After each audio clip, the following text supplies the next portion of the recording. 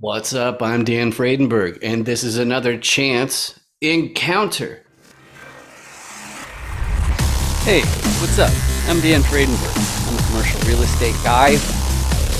I'm from the internet.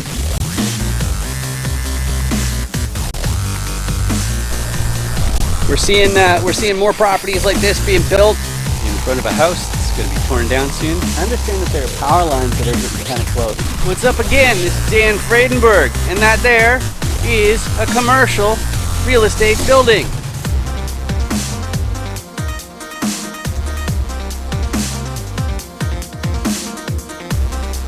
I'm joined today with Jennifer Perkins. How are you doing today, Jennifer? I'm good. How are you?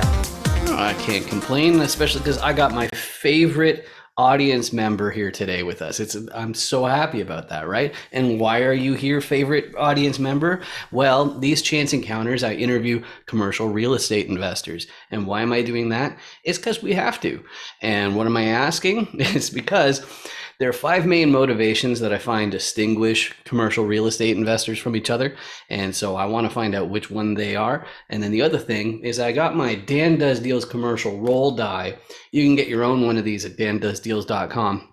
But it has the 6 different roles in a commercial deal, and it affords me the opportunity to ask my guests, well, which one of them is you? What describes you best? What's your core competency and whatnot? But before we get too far ahead of ourselves, Jennifer, can you please introduce yourself to the audience?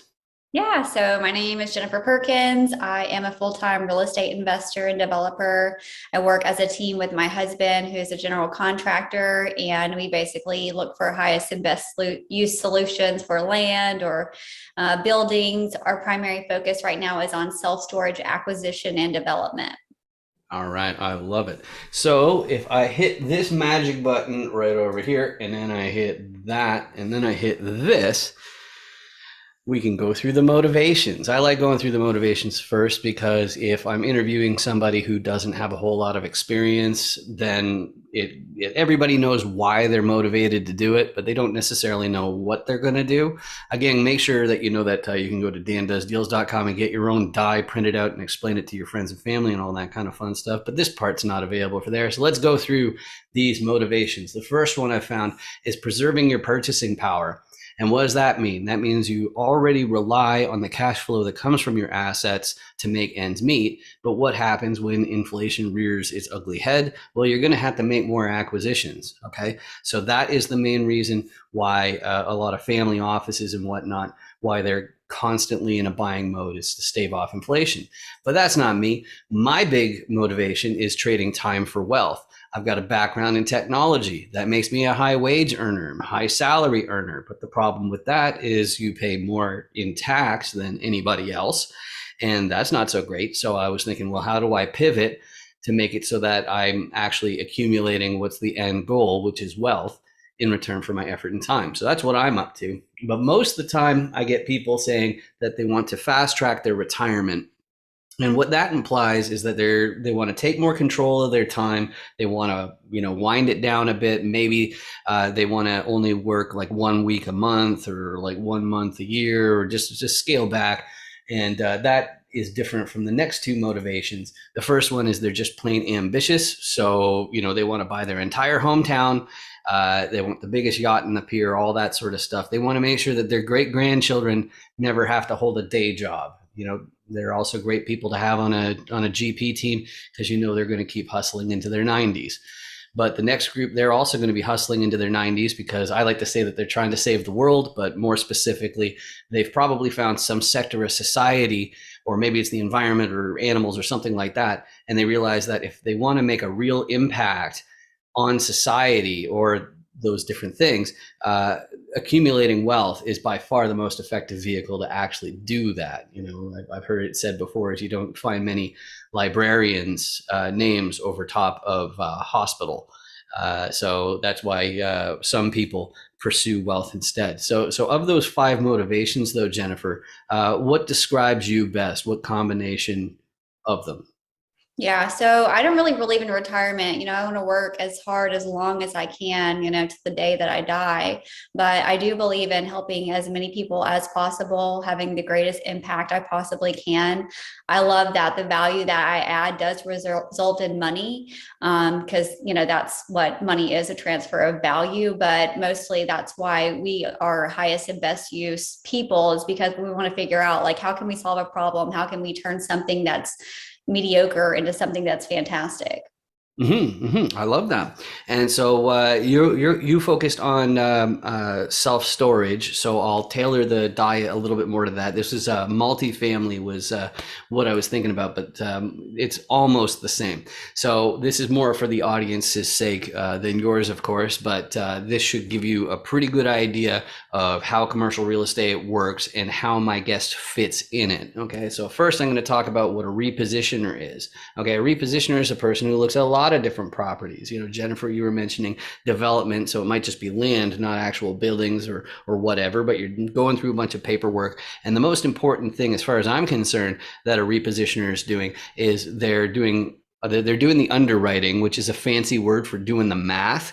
So first they have to make sure that the property is actually making what they say it is. And then they're also looking for upside. They're figuring what changes can they make so that they can make more money from this property than it currently generates. And generally the main tools in their tool belt is the first one is operations. That's more for multifamily. That's more obvious because you don't have a whole lot of toilets in a self-storage building, but you still have to be doing the books. You also have to make sure that your marketing is on point for making sure your vacancy rate is low. And that's one of my fortes that I'm bringing to my different pals. But operations probably won't be enough. Very often you have to get a contractor team like your husband that you mentioned. And the idea there is you're doing the value add, in other words, the renovations or the development that makes it so that you can make more money from that property than it is right now. Maybe it's because there's additional pallets that can be, or pads that can be developed or whatever. But if you're a repositioner like me and you're from the internet, you got a great big problem, which is you're not local to anywhere. So you're going to need a local, somebody who is the boots on the ground.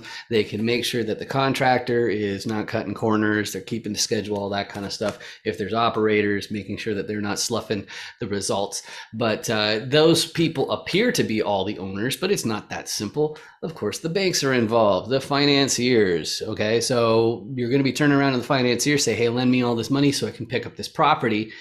And they're going to want to know something that I haven't mentioned yet. They're going to say, hey, who's the sponsor? Who's the KP? Okay. And the way that works is if you want a commercial loan, okay, even if you're Elon Musk or Jeff Bezos or whatever, if you want a loan, somebody in the fold has to already own a similar property. Okay. Or you just won't be approved for the loan. You also need to have a certain amount of liquidity, and you also have to have a balance sheet of at least the amount of the loan. But if you put all those pieces together, you've got yourself a commercial real estate deal. So Jennifer, you already mentioned some of the roles that you play, but can you get into greater detail on what your core competencies are and what you contribute? Yeah, so we say in our businesses, there's three main parts. There's the visionary, the engineer, and the implementer. And that comes from Walt Disney's three main parts that he has. And so in our business, Jeremy is by far the implementer. He goes out every single day, deals with subcontractors, manages, deals with people.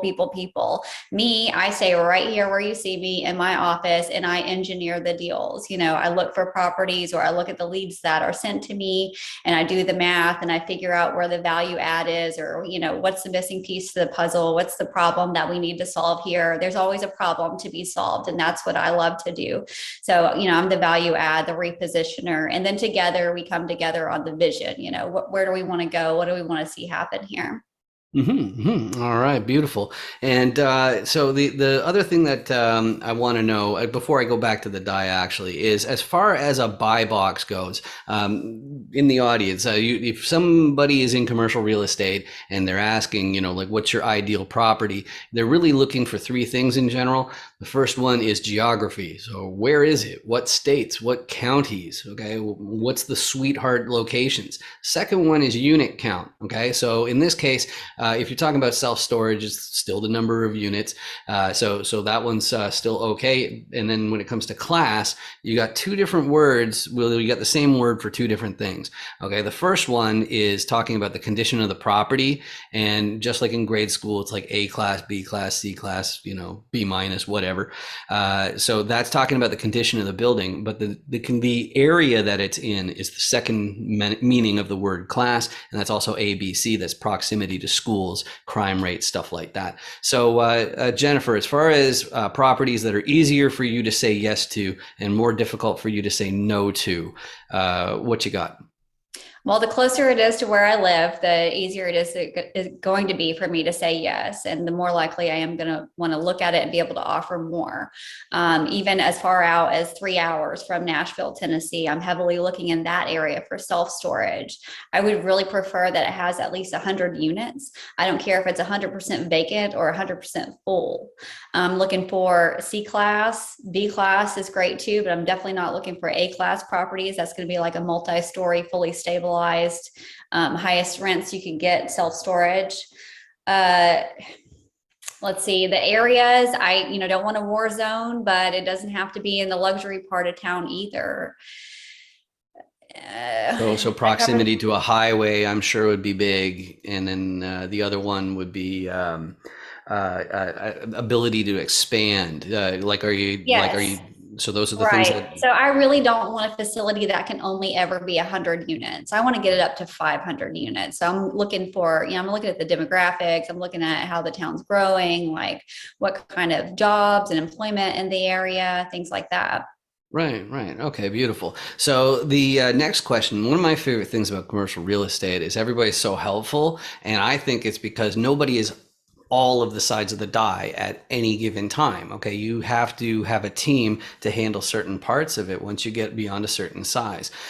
So for you though, Jennifer, the person who you are best suited to help more than anybody else, me personally, it's the sponsors and KPs that I always want to meet. But who can you help more than anybody else? But don't break any SEC restrictions. So no enticing investors unless you have a 506C raise.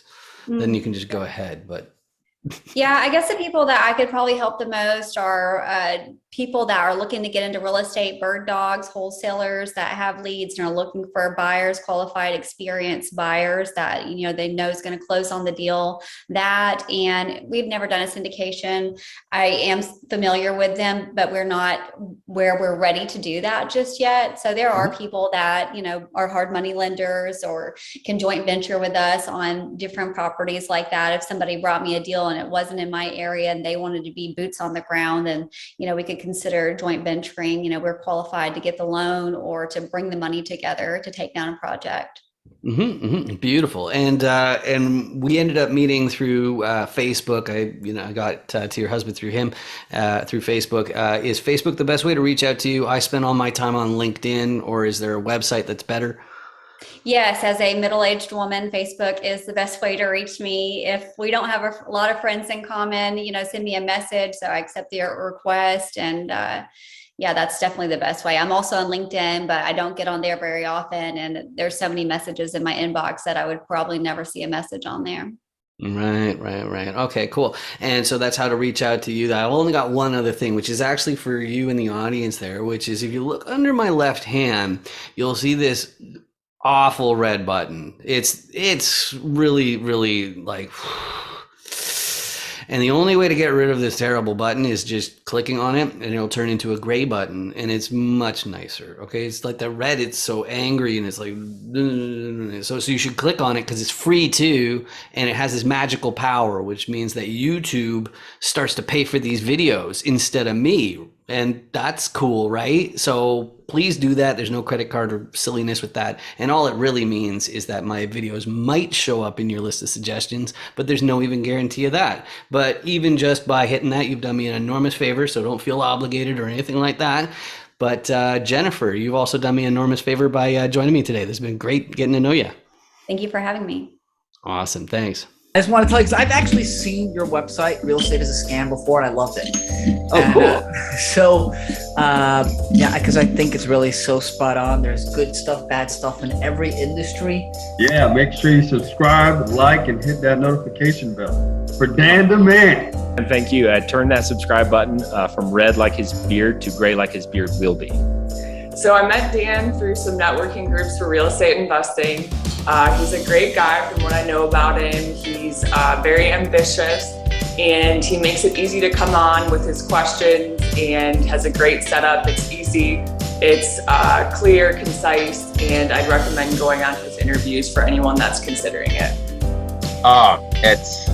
It was unlike anything I've ever experienced. It was super fun. The process was so easy, a caveman can do it. I mean, if you guys haven't done it yet, you guys need to get on his calendar. Just take 15 minutes of your time, get exposure, find out who Dan is, what he's about. He's a true trifecta.